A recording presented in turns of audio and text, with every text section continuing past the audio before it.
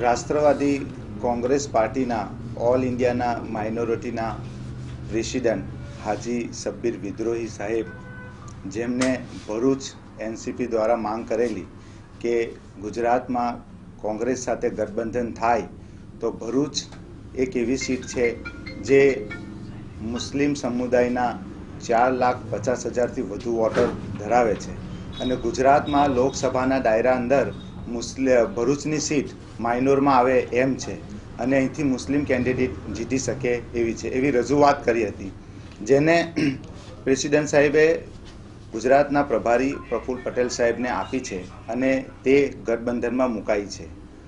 ભરૂચની સીટ ઉપર મુસ્લિમ કેન્ડિડેટ ન આપવા માટે કોંગ્રેસે જે દાવપેચ રમ્યા છે અને ગુજરાતમાં ગઠબંધન માટે અડચણો ઊભી થઈ છે, એનું મુખ્ય કારણ ભરૂચની સીટ છે.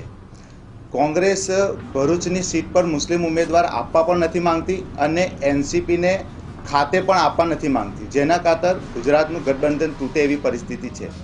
એનસીપી બધી સીટો પર ગઠબંધન કરવા માટે તૈયાર છે, પરંતુ કોંગ્રેસ જ જે મહાગઠબંધનની વાત કરતું હતું એ જ આજે ગઠબંધન તોડવાની વાતો કરી રહ્યું છે, જેને લઈને ભરૂચના મુસ્લિમોની જે માંગ હતી કે ભરૂચના અંદર મુસ્લિમ કેન્ડિડેટ આવવો જોઈએ, કારણ કે એસટી ઓબીસીની સીટો પણ ગુજરાતની 26 સીટોમાં 4 સીટો રિઝર્વ છે, જ્યારે મુસ્લિમ બીજા નંબરની વસ્તી હોવા છતાં પણ ભરૂચમાં કોઈ સીટ મુસ્લિમો માટે રિઝર્વેશન તો હોતું જ નથી, પરંતુ આ ભરૂચની સીટ એક રિઝર્વેશનમાં નીકળે એવી છે મુસ્લિમ માટે.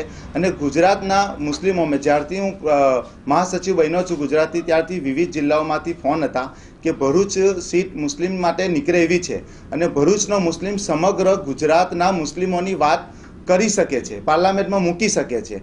એટલે સમગ્ર ગુજરાતની નજર આજે ભરૂચ સીટ પર હોવા છતાં પણ ના તો કોંગ્રેસ આપવા તૈયાર છે અને બીજેપી તો આપતી જ નથી. આવી રાષ્ટ્રીય પાર્ટીઓને આજે એનસીપી દ્વારા એક ચેતવણી આપવામાં આવે છે કે જો ભરૂચમાં મુસ્લિમ ઉમેદવાર નહીં આવે તો એનસીપી લડી લેવા માટે તૈયાર છે.